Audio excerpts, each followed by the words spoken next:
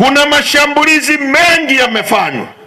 Shambulio la kwanza ilikuwa ni kutumia watu tuliokuwa nao kuandika barua kwa msajili kwa maagizo ya msajili mwenyewe kwamba wapinge uchaguzi wa ndani ya chama chetu, uchaguzi ambao ulikuwa most transparent election, uchaguzi wa wazi uliorushwa na TV zote, kila Mtanzania akaushuhudia na taifa zima halikulala, ikiwemo rais hawakulala wakiangalia uchaguzi wa chama chetu ulivyokuwa wa wazi, huru na haki.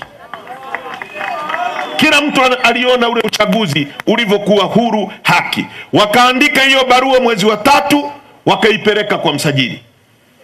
Lakini vile vile wakatumia viongozi tuliokuwa nao kutoka Zanzibar. Aliyekuwa makamu mwenyekiti wa chama chetu kwa miaka 15 kutoka Zanzibar akaandika kesi ambayo aliifungua kwa kufungua kesi kwamba Zanzibar inadhulumiwa na sisi wa bara na chama kutoka bara. Basi tukasema kama kuna dhuluma, si maombi angekuwa sasa ni hizo mali zigawanywe kwa haki.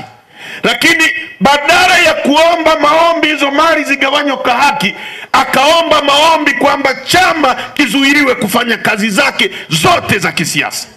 Kwamba wewe unadai mali haigawanywi kwa haki, lakini unataka watu wa Ngarenaro wasikae kikao cha chama kujadili masuala ya chama.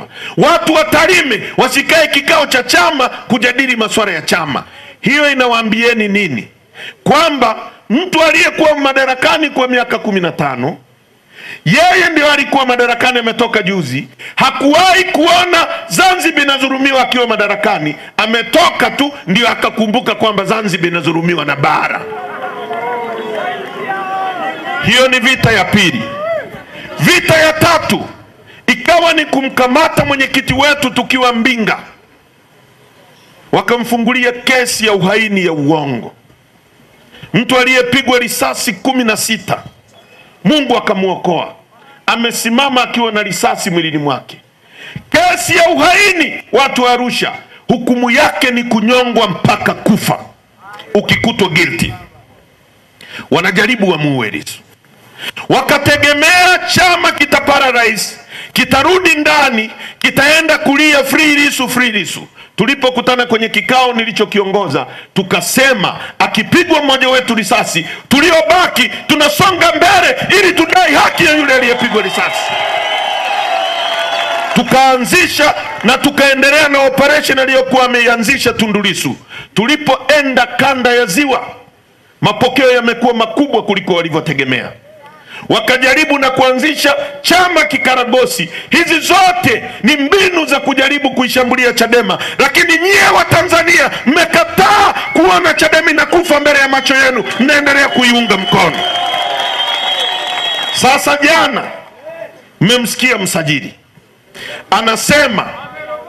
amesema kwamba anaifutia Chadema ruzuku, anatishia kukifuta chama hiki kinyume cha utaratibu wa sheria. Tukijaribu kueleza mambo yote, hata hiyo barua yenyewe ya huyo aliyelalamika, mwanzo aliandika kama anamwandikia msajili rufaa. Sisi tukamjibu msajili kwamba wewe sio mamlaka ya rufaa ndani ya chama chetu. Chama chetu kina vyombo vyake vya kufanya rufaa kama mtu ana malalamiko. Kwa hiyo kama mtu amekuja kwako, mwambie arudi ndani ya chama, ashughulikiwe ndani ya chama.